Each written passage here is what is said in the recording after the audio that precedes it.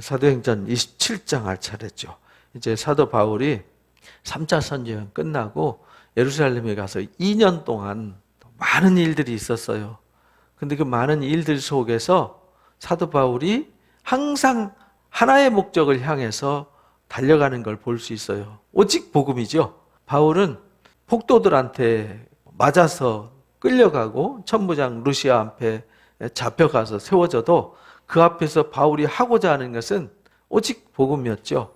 이 사람들이 나를 두드려 팼으니까 어떻게 고발할까, 이 못된 인간들 어떻게 할까, 이런 생각은 전혀 하지 않았어요. 천부장 루시아의 보호를 받아서 가이사랴로 가서도 거기서도 내가 왜 여기 있어야 되냐 하고 항변한 적 없어요. 그저 세워진 자리에서 인도하심을 따라서 항상 복음을 전하는 사람이 되었죠. 하나님의 사람들은 그래야 됩니다. 우리는 육신의 생각을 품고 있으면은 남들이 한 말에 또는 어떤 벌어진 일에 내 마음이 휘말려 버리면 이 사탄의 전략에 휘말려 버리는 거거든요. 만약에 바울이 그 벌어진 일들에 대해서 유대인들이 죽이려고 결사대를 만들고 자기를 어떻게든 죽이려고 하는 그들을 향해서 이를 갈고 법적으로 나 로마 시민인데 감히 유대인들 주제에 막 이러면서 달라들었더라면은 바울을 통해서 복음이 별 영향력이 없었을 것입니다. 근데 바울은 절대로 그런 거 생각지도 않았고 하지도 않았어요. 오히려 핍박당하고 환난을 당하고 감옥에 갇히고 또 온갖 거짓으로 모함하고 이간질을 당하고 그래도 바울은 그 억울함을 호소하기보다는 그들을 향해서 어떻게 하면 이들한테 복음을 전할까? 저 불쌍한 사람들을 어떻게 하면 흔들어 깨울까? 여기에 이제 온갖 마음을 집중하게 되죠. 이게 성령의 사람들의 삶이에요. 근데 오늘날 우리 그리스도인들 보면 작은 일에 너무 그냥 연연하고 누구한테 좀 서운한 일 당하고 좀 모함 좀 당하고 이간질 좀 당하면 막 견디지 못해가지고 억울해서 피를 토하고 막 이러는 거를 제가 많이 보거든요.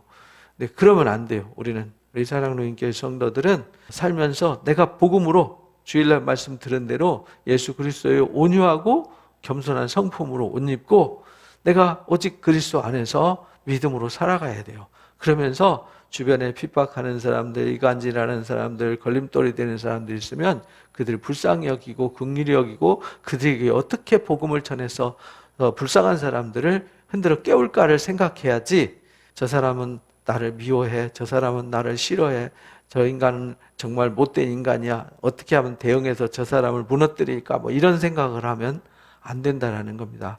그래서 사도 바울이 그래서 2년 동안 성난 무리들을 향해서 또 로마의 백부장 밑에 또는 천부장 밑에서 섬기는 그 군인들에게 또 가이사랴 항구로 와가지고 거기 총독 관저에 있는 총독과 그 수하들한테 또는 예루살렘의 산헤드린 공회 앞에 그 다음에 총독이 재판할 때 그 수많은 무리들 앞에 그리고 아그리빠 왕 앞에 또 베스도와 벨릭스 총독 앞에서 오직 복음을 변증하는 일을 했어요.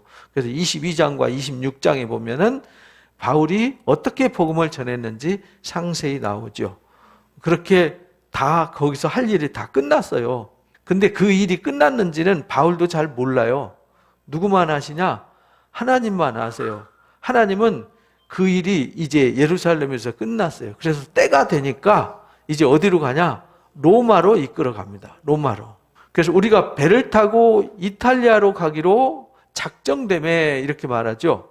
그래서 배 타고 이제 로마에 항소했으니까 죄수들을 로마로 압송해서 간단 말이에요. 그래서 이탈리아로 가기로, 이달리아가 이탈리아예요. 작정됨에 바울과 다른 죄수 및 사람들을 아구스토데의 백부장 율리아는 사람한테 맡겼습니다.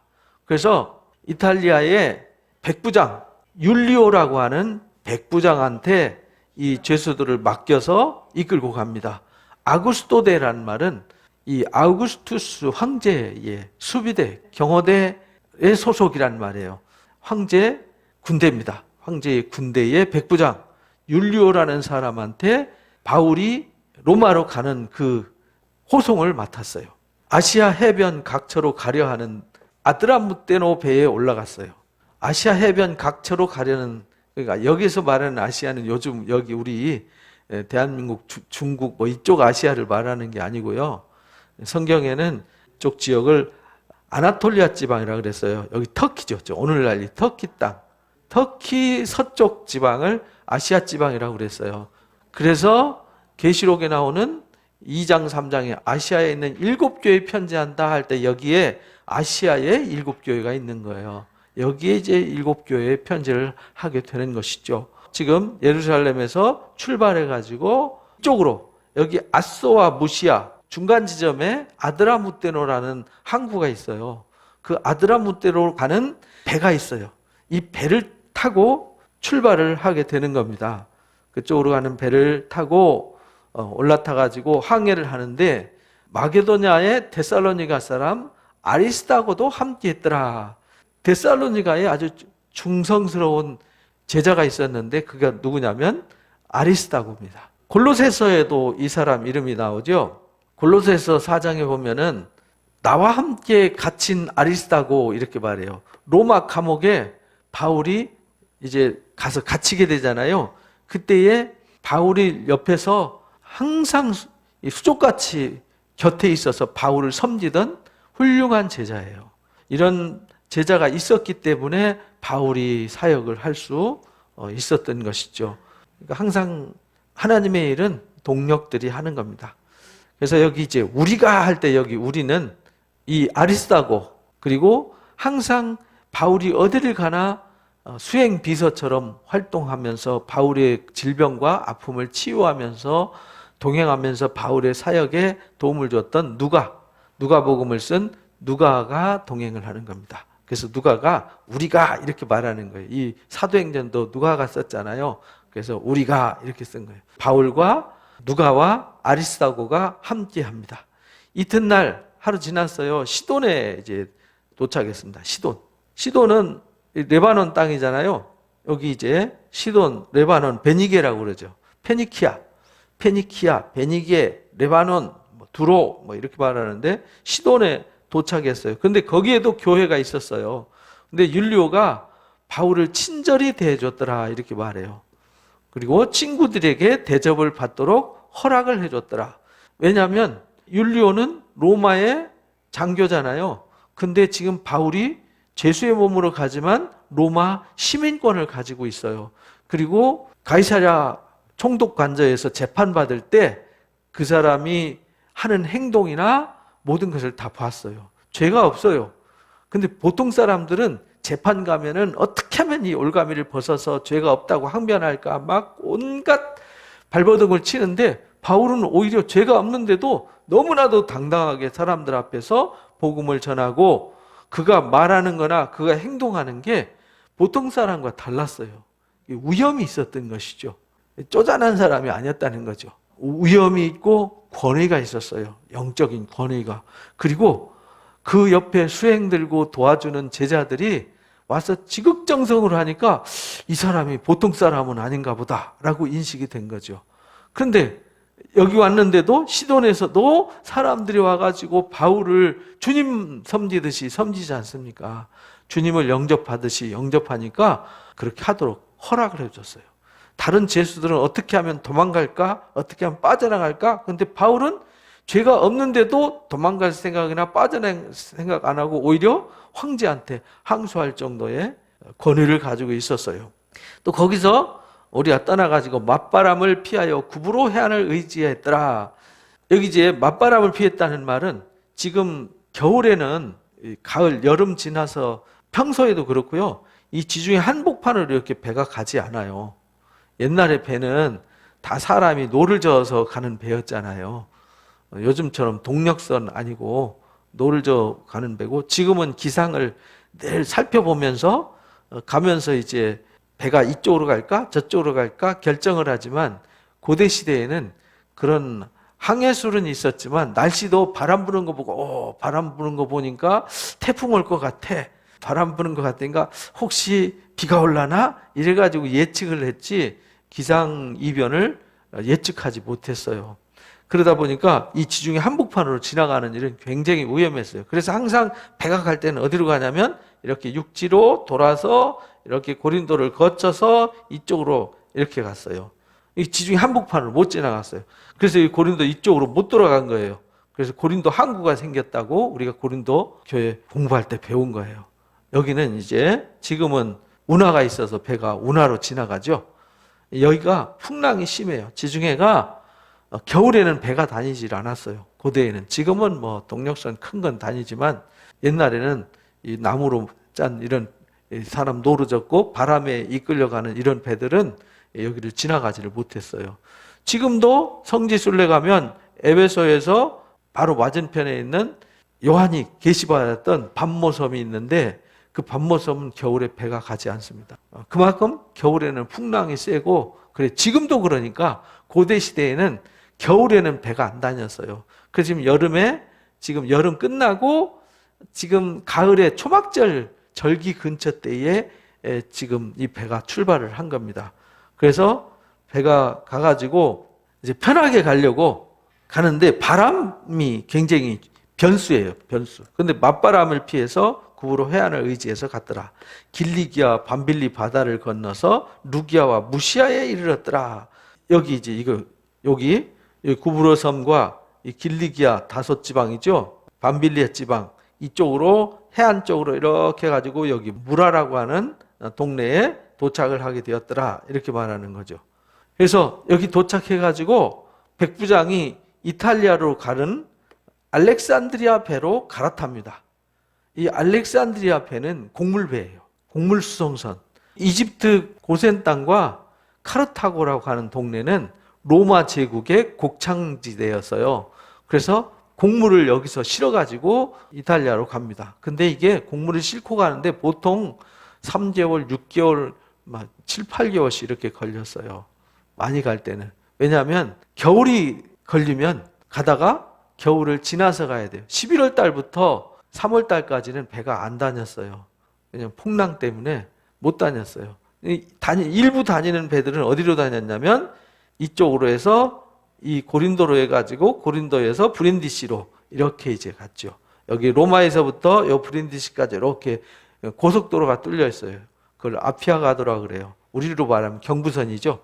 그렇게 갔었는데 지금은 이제 여기 알렉산드리아 곡물선으로 갈아타요. 아드라무떼로 가는 배 타다가 무라에서 갈아탑니다. 근데 이때 탄 사람들이 이 알렉산드리아 배와 거기에 죄수와 군인들 선원들까지 276명입니다. 뒤에 나와요. 우리를 오르게 하니 배가 더디 가더라. 곡물수송선이라서 곡물을 많이 실어가지고 아드라무떼로 가는 배보다는 속도가 좀 느렸어요. 여러 날 만에 간신히 니도 맞은편에 이르렀더라. 풍세가 더 허락하지 아니하므로 살몬의 앞을 지나 그르데 해안을 바람막이로 향했더라. 이제 우리는 그냥 읽으면 무슨 말인지 모르잖아요. 그래서 꼭 이 성경을 읽을 때는 지도를 꼭 보시면서 읽으면은 도움이 됩니다. 그래서 무라시에서 여기 무라에서 니도까지 가는데 여기가 이제 거의 한 200km 이상 돼요. 근데 이 길이 그렇게 멀었더라. 이렇게 이제 우리는 그냥 말로만 들으니까 무슨 말인지 모르잖아요. 니도 맞은편에 이르러 풍세가 더 심해졌더라. 여러 날 만에 갔어요. 요즘 배로 하면 그냥 막 동력선으로 가면 그 반나절도 안 걸리는 거리지만 여러 날 갔더라. 근데 풍세, 바람이 점점 서쪽에서 불어오는 바람이 굉장히 풍랑이 세고 위험했어요. 그래서 살몬의 앞을 지나서 그레데 해안을 바람막이로 했더라. 이런 말은 그레데 섬이 이쪽에서 부는 바람막이를 해주잖아요. 그러니까 이쪽으로 이렇게 해서 이 살몬의 해변으로 이렇게 지나서 이쪽으로 돌아가거나 이 고린도 쪽으로 가야 되거든요. 이쪽으로 못 가요. 풍랑 때문에. 지중해 한복판으로 못 지나가고 이쪽을 피해가지고 살모네에서 피해서 이쪽으로 해서 이쪽으로 가려고 계획을 잡은 거죠. 근데 간신히 이 말은 풍랑이 굉장히 험해서 아직 우리 달력으로 10월 달밖에 안 됐어요. 10월 초쯤 되는데 그 해안을 지나 미항이라는 곳에 이르니 라시아시에서 가깝더라. 거기 미항이라고 하는 동네, 여기 이제 살모네에서 라시아시에 여기 미항까지 간 거예요. 여기 미항까지. 그러니까 여기서 살모네에서 여기까지 가는데도 굉장히 힘들게 간 거예요. 바람이 많이 불었어요. 이쪽 바람이 불고 또 이쪽 동쪽에서 부는 바람이 여기 크레테 섬에 한 복판에 한 2,000m가 넘는 큰 산맥이 하나 있어요. 그 산과 이 서쪽 바람과 동쪽 바람이 맞바람이 불면은 이 광풍이 일어나요. 그 바람이 일어나면은 꼼짝 말아야 되거든요. 근데 그 바람에 걸리는 거예요. 그래서 이쪽으로 가게 되는데 하나님께서 이 알렉산드리아 배를 타게 한 것도 또 그 타이밍에 그쪽으로 가게 하신 것도 누가 하셨냐면 하나님이 하셨어요. 우리는 시간표를 잘 모르거든요. 우리는 때를 잘 모른단 말이에요. 그래서 물리적으로 흘러가는 크로노스라고 하는 직선적 시간이 있는가 하면 이 카이로스라고 하는 하나님의 때가 있어요. 그러니까 바울은 여행을 하는데 본인이 가고 싶은 시간에 자원해서 가는 것이 아니라 어떤 일이 결정되어지고 움직여지는 것, 공중에 나는 새가 하나 떨어지는 것도 하나님의 간섭하심 없이는 안 된다 그러잖아요. 요나가 다시스로 도망갈 때 이 지중해 한복판에 그 광풍을 만나가지고 물고기 뱃속에 들어갔던 거예요. 그 바다가 이 지중해 바다입니다. 여기가 이제 이쪽 끝자락이 어디냐면 다시스예요. 니느웨로 가라 그랬는데 니느웨는 이쪽이잖아요. 반대로 이쪽으로 도망가다가 물고기 뱃속에 들어가서 결국 니느웨로 끌려가게 되는데 지금 그 바다예요, 여기가. 근데 여러 날 걸려서 금식하는 절기, 이 금식하는 절기가 유대 종교력으로 7월 10일이거든요. 7월 10일, 일곱째 달 10일, 일곱째 달 10일이 대속죄일이에요. 이때는 금식을 하거든요. 그러니까 우리 달력으로 그때 당시가 이 양력, 태양력으로 하면은 시간이 앞으로 갔다 뒤로 갔다 하는데 대략 10월 초쯤 됐다고 그래요. 10월 초.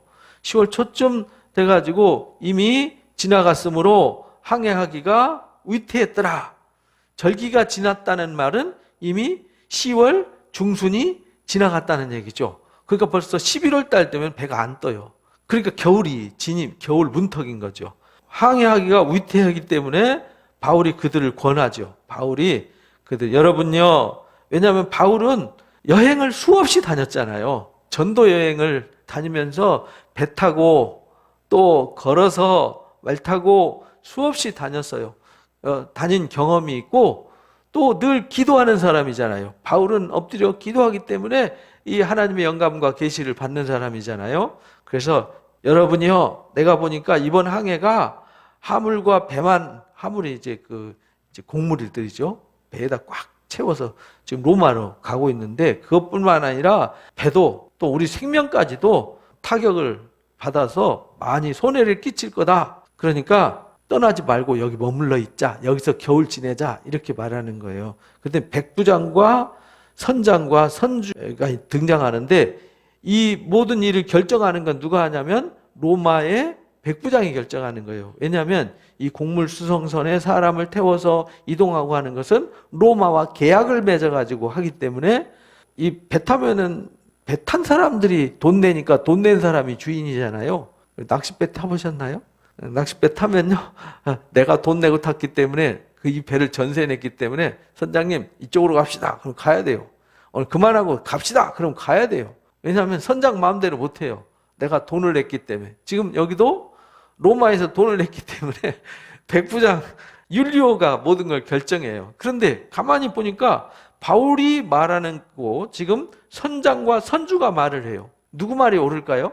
이 객관적으로 보면 선장과 선주는 늘 배 타고 다니니까 이 사람들이 더 잘할 것 같아요. 그래서 바울의 말보다 그들의 말을 더 믿었어요. 그 항구가 겨울을 지내기에 뭐 했냐면 불편했어요. 왜냐하면 조그마한 항구라기보다는 조그마한 배 정박하는 곳이잖아요. 시골 쉽게 말하면 저 신안 이런 데 가면은 선착장 있잖아요. 선착장 이런 데니까 수많은 여기 탄 사람 276명인데 여기 3개월 동안 여기 지내야 되잖아요. 조그마한 어촌에서 이거 지내기에는 불편했어요. 그래서 떠나서 아무쪼록 베닉스라고 하는 데는 항구 도시였고 거기가 서쪽 바람도 막아주고 겨울 이 바람이 굉장히 세요. 그래서 엄청 춥습니다.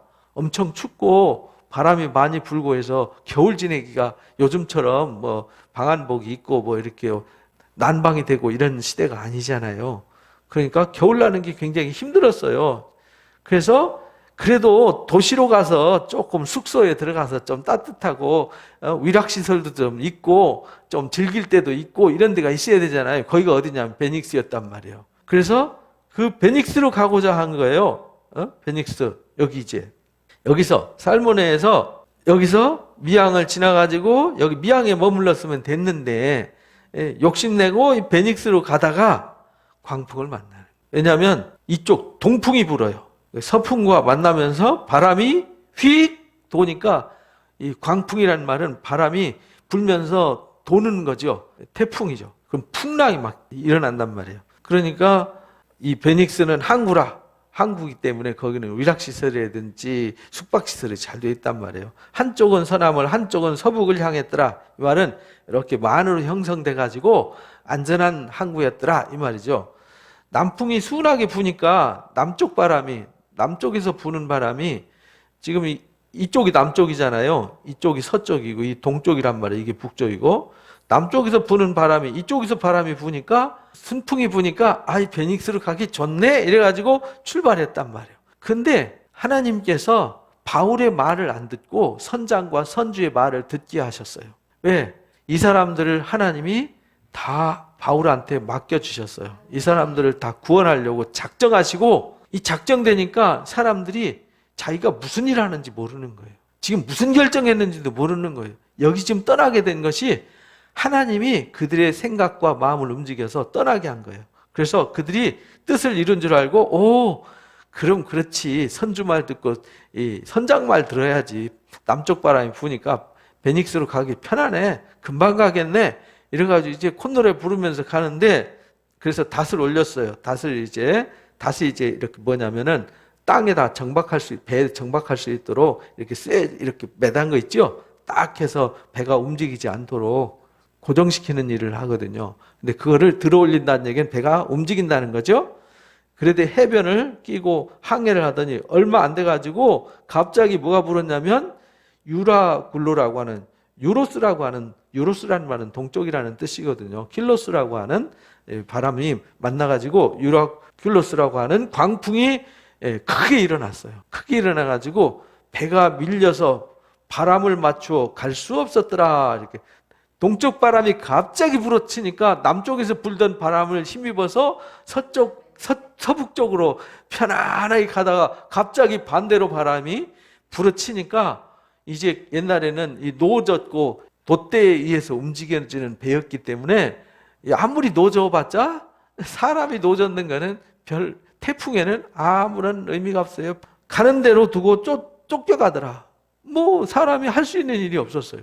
그래가지고 가우다라고 하는 작은 섬 아래로 지나 간신히 거리를 잡았더라. 근데 거기 지나가는데 그 앞에 가우다라고 하는 조그마한 섬이 있었어요. 이 가우다라고 하는 섬이 있으니까 바람을 막아주잖아요. 태풍이 바람막이가 있으니까 조금 약해져요. 우리가 이 남쪽에서 태풍이 막 올라오잖아요. 그러다가 일본을 거치고 우리 남해안을 거치면 우리 내륙지방은 태풍이 약해져서 소멸되잖아요. 육지를 한번 부딪히면 산이라든지 건물이라든지 나무에 부딪히면서 저항에 의해서 약해져요. 근데 바다는 거치는 게 없잖아요. 그러니까 막 태풍이 바다에 더 세게 올라오는 거죠. 그래서 바닷가는 태풍 피해를 늘 보는 거예요. 그래서 간신히 거루를 잡아가지고 끌어올리고 줄을 가지고 선체를 둘러감고 스루디스에 걸릴까 두려워했더라. 가지고 여기 이제 배 양쪽에 쪽배들이 있어요. 쉽게 말하면 구명정이죠. 구명정. 이걸 다 올리고 다 묶었어요. 왜? 이게 바람에 날아가 버리고 돛대 다 날아가 버리면 이제 여행 못 하니까. 꽁꽁 묶어놔놓고 태풍을 대비를 하고 했는데 제일 무서운 게 뭐냐면 스루디스였어요. 스루디스가 뭐냐면 모래톱이에요.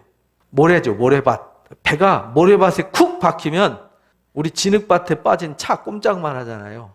제가 한번 자갈밭에 빠져가지고 차를 결국은 경운기 트랙터 동원해가지고 차 끌어낸 적이 있는데 꼼짝 못해요.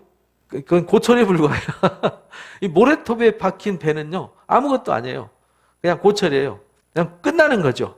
거의 걸릴까 두려워가지고 연장을 내리고, 왜냐하면 배가 무거우면 밑으로 가라앉잖아요. 그럼 모래톱이 걸리기 쉽단 말이에요. 그래서 배를 가볍게 해야 이 배가 뜨잖아요. 그 배가 떠야 모래톱에 안 걸린단 말이에요. 그래서 거기 짐을 다 내렸단 말이에요. 연장을 내리고 그냥 쫓겨가더라. 그 다음부터는 본인들이 할 수 있는 일이 없어요. 이제 누구의 인도하심을 따르냐?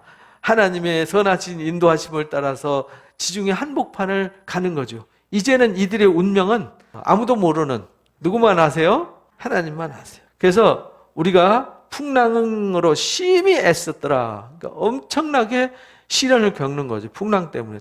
제가 울릉도 한번 가다가 풍랑을 맞았는데 멀미하는 사람 거의 초죽음 되더라고요.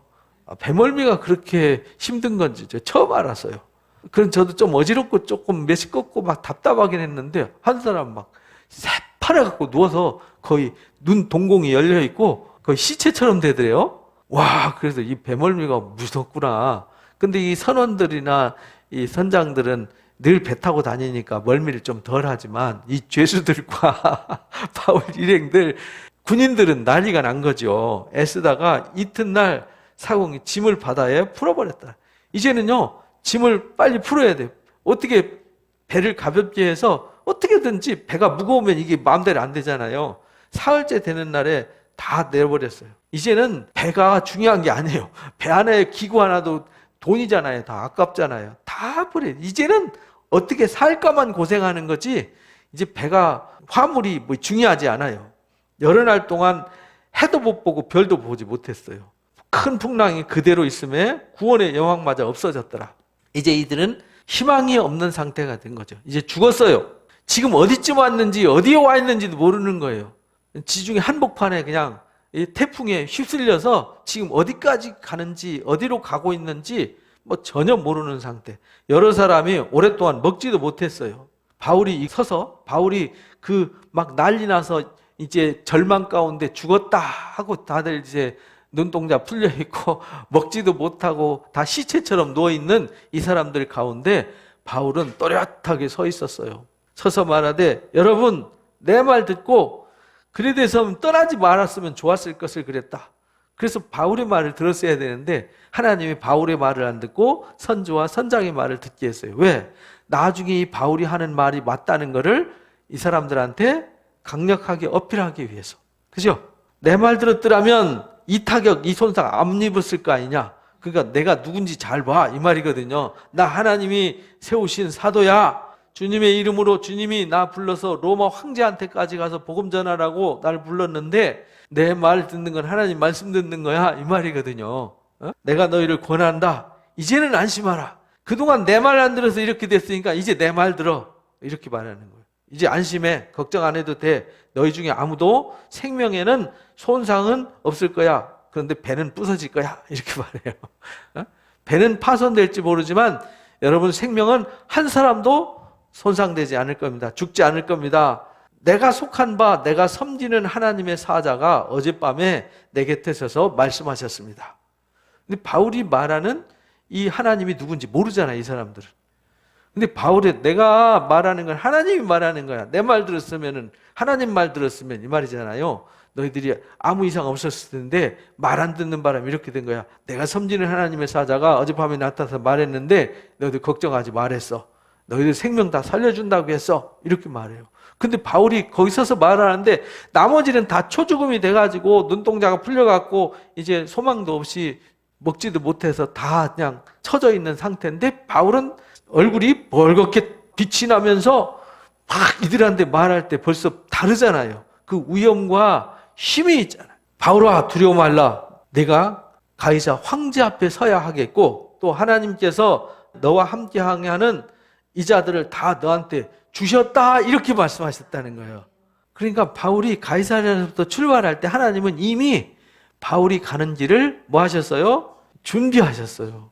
근데 이 유라굴로 광풍도 준비하셨고 이 알렉산드리아 곡물 수성선도 준비했고 또 이 율리오가 백부장이 선장과 선원의 말을 바울의 말보다 더 믿게 만들었고 그래서 이 광풍으로 밀려서 이제는 그들이 할 수 있는 일이 아무것도 없고 그들이 바랄 수 있는 것은 바울과 하나님 외에는 의지할 소망이 없게 만드셨어요.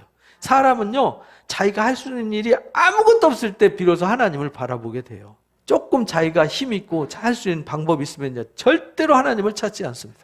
막다른 골목으로 몰아서 이제 죽었구나, 내 할 일 하나도 없구나, 주여 뜻대로 하시옵소서 이럴 때 하나님이 역사하신다는 거예요. 그러니까 여러분 안심하십시오. 나는 내게 말씀하신 그대로 되리라고 하나님을 믿습니다. 여러분도 하나님 믿으십시오 이렇게 말하는 거예요. 이때부터 이들의 목숨은 누구한테 달렸어요?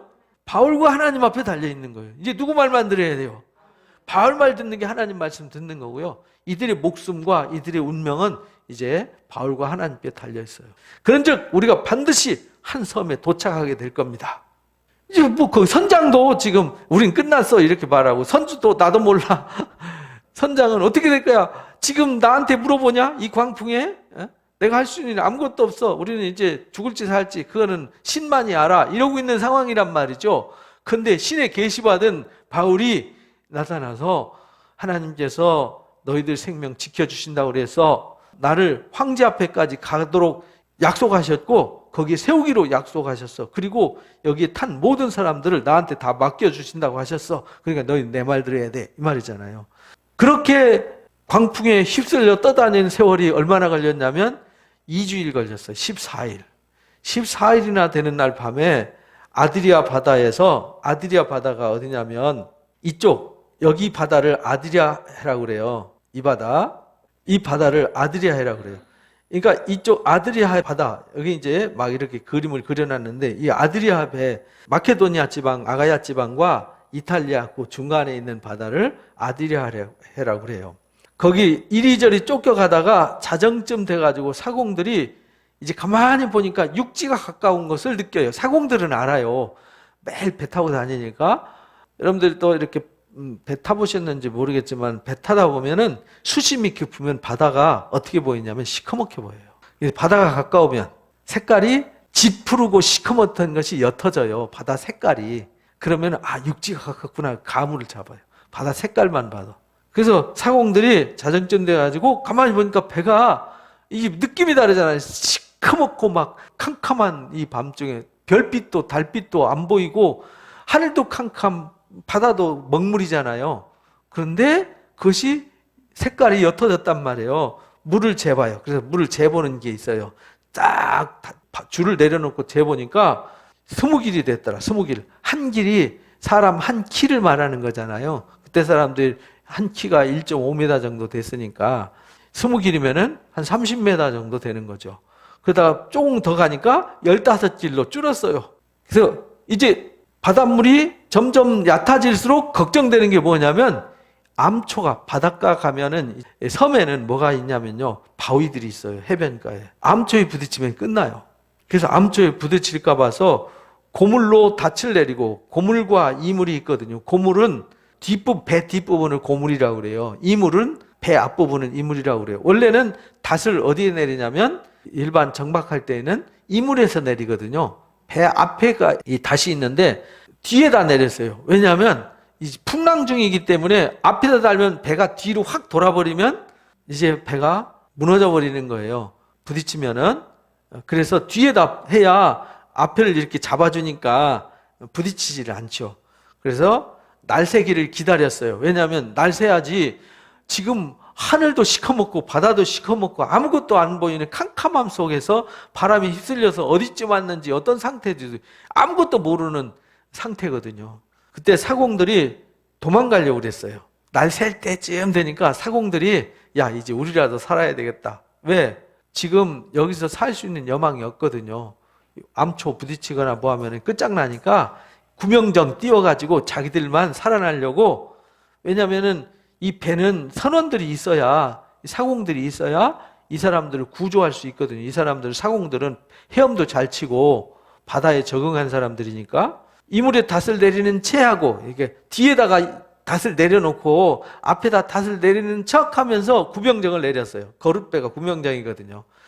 내려놓고 도망가려고 그러니까 바울이 그걸 딱 보고 백부장 율리오한테 말합니다. 그리고 군인들한테 이 사람들 배에 있지 않으면 너희가 구원 못 받아. 저 사람들 도망 못 가게 막아야 돼. 이렇게 말해요. 왜냐하면 배가 육지에 도착해서 내리고 이동하는 바다의 생리를 이 사공들 외에는 아는 사람이 없거든요. 그러니까 이 사람들 없으면 여러분들 구원받지 못합니다. 그러니까 백부장과 군인들, 여러분들 저 사공들 도망 못 가게 지켜야 됩니다. 군인들이 칼로 구명정 선을 끊어버렸어요. 그래서 떠내려가게 만들었어요. 도망 못 가도록 막았죠. 날이 새서 보니까 바울이 여러 사람에게 음식 먹기를 권하더라. 이제는 섬에 도착할 시간이 됐어요. 그래서 권하여 이르되 음식 먹고 힘내가지고 기다려라. 못 먹은 지 오래됐지 않냐. 생각해 보세요. 태풍에 막 멀미하면 진짜 누구 말 맞다나 속에 있는 내장에 있는 흔히 오물까지 다 나온다 그러잖아요. 그러니까 얼마나 배고프고 힘들었겠어요. 기력도 하나도 없지. 왜냐하면 힘이 있어야 되잖아요. 그래서 음식 먹기를 구원하고 너희가 이 먹고 힘내야 구원을 받을 수 있다. 너희들이 먹고 힘내면 너희 머리카락 하나 상하지 않는다고 하나님이 약속하셨다. 이 약속을 너희들이 믿어라.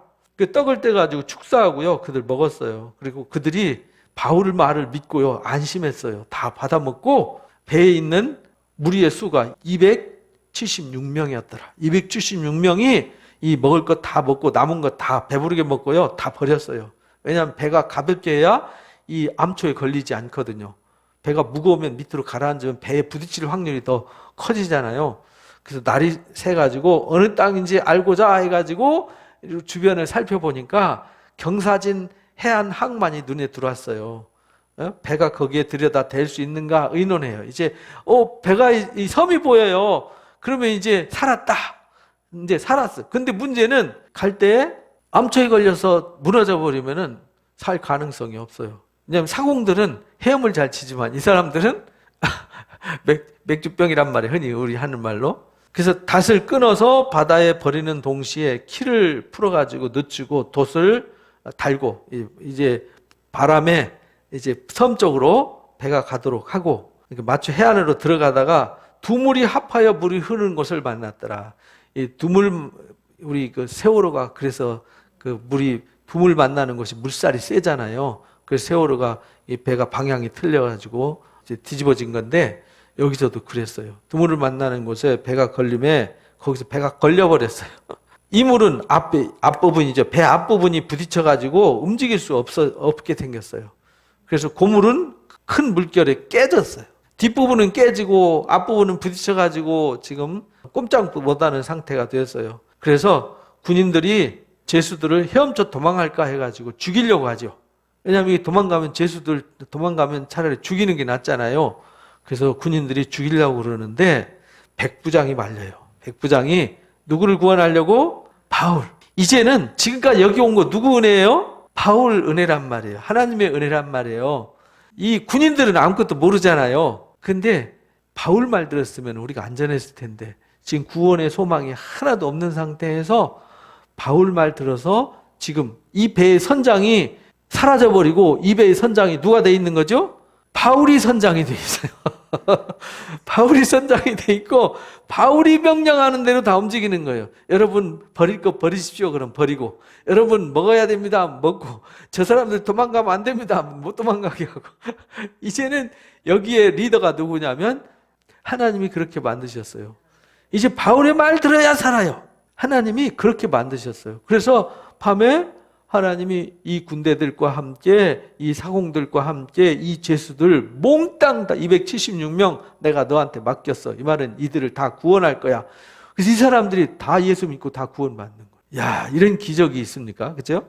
그러니까 하나님은 우리가 볼 때는 광풍을 만나서 참 불행하다 이렇게 생각하지만 이 사람들은 광풍 만나서 다 구원받은 거예요. 하나님이 예루살렘에서 성난 무리들한테 복음 전하고 천부장과 그 무리들한테 복음을 전하고 가이사랴 총독관저에서 그 사람들한테 복음을 전하고 선해드린 공회원들한테 복음을 전하고 모든 사람들한테 다 복음을 전하고 이 죄수들과 함께 선원들과 함께 군인들까지 몽땅 다 바울이 만나는 모든 사람들을 다 구원하도록 이렇게 강력하게 역사하셨어요.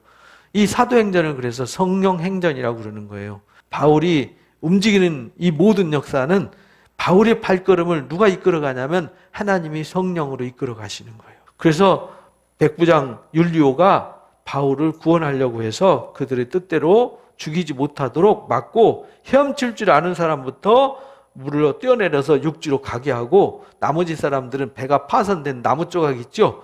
그거 붙잡고 서로 도움을 받아가지고 표류를 하게 됩니다. 남은 사람들은 널조각, 배조각이죠.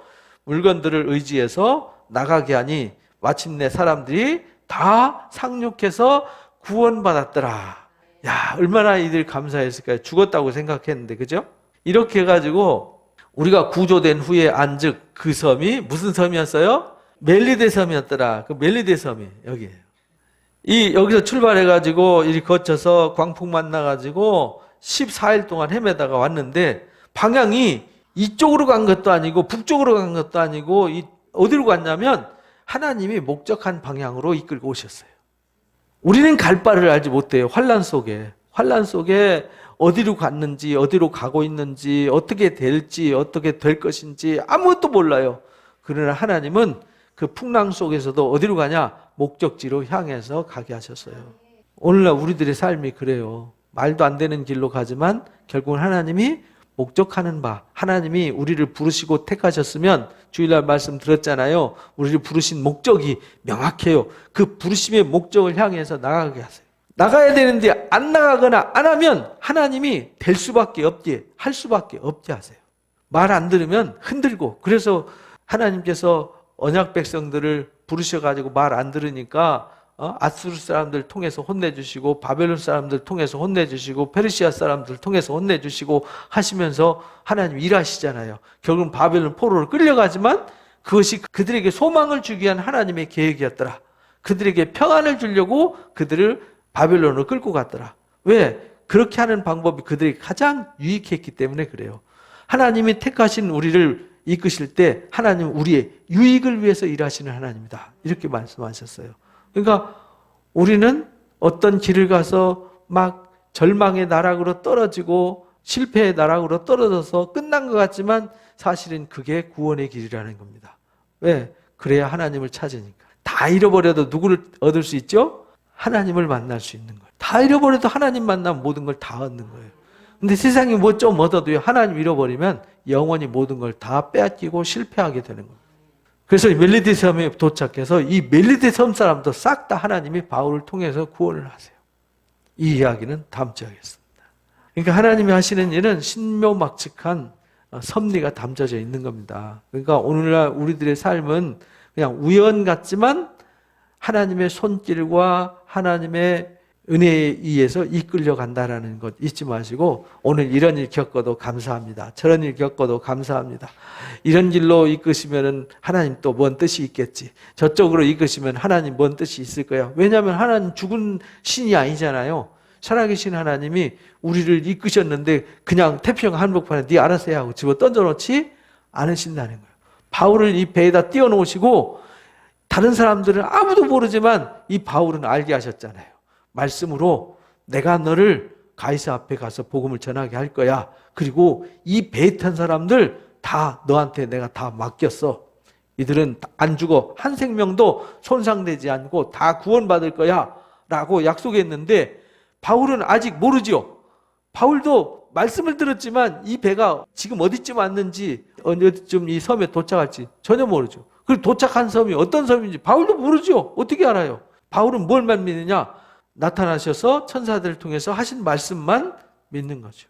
그랬더니 하나님이 그 약속대로 이루어 주셨어요. 그러니까 우리는요, 믿을 수 있는 건 세상 사람도 아니고요, 권력도 아니에요. 내 힘도 아니에요. 내 지혜도 아니에요. 오직 하나님 말씀만 믿을 수 있습니다. 그래서 말씀을 집중해서 말씀을 믿고 따라가시면은 하나님이 우리의 목적하는 바 그 목적지를 향해서 우리를 이끌어 가신다는 것 믿고 믿음으로 승리하시기를 주님의 이름으로 축복합니다. 우리 이 시간 마음을 모아서 잠깐 기도하는 시간 갖고 예배를 마치도록 하겠습니다. 하나님의 선하신 인도하심을 가슴으로 새기면서 마음을 모아 기도하겠습니다. 감사합니다. 하나님 아버지, 하나님은 죽은 신이 아닙니다. 우상과는 완전히 다른 하나님이심을 우리에게 보여주시고 증명해 주셨습니다. 수천 년 동안 하나님 살아계셔서 의인들을 택하시고 부르셔서 당신의 예정하신 뜻 가운데 이끌어 가셨습니다. 사람은